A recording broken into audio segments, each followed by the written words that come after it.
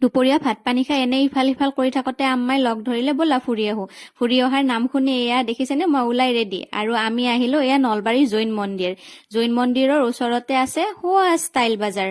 ৰ'ব ষ্টাইল বাজাৰত মই নাযাওঁ নহয়, মই যাম সৌখন দেখিছেনে তালৈকে। আৰু ইয়ালৈ আহি দাদাজনক বনাবলৈ দিলো দহি ফুচকা।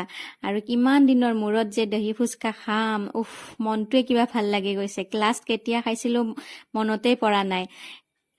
কিছুমান ভাল পোৱা বস্তু কেতিয়াবা এৰি পেলাবলগীয়া হয় নহয় জানো। এয়া দেখিছেনে খাবলৈ পাই মোৰ মুখৰ হাঁহিটো। আৰু এয়া খাই লৈ মই এতিয়া ওলাই আহিলো অকমান বজাৰ কৰিবলৈ। এয়া আম্মাই অকমান কিবা বজাৰ ললে, এয়া দোকানত সোমালে, আৰু এইবোৰ হৈছে বজাৰ।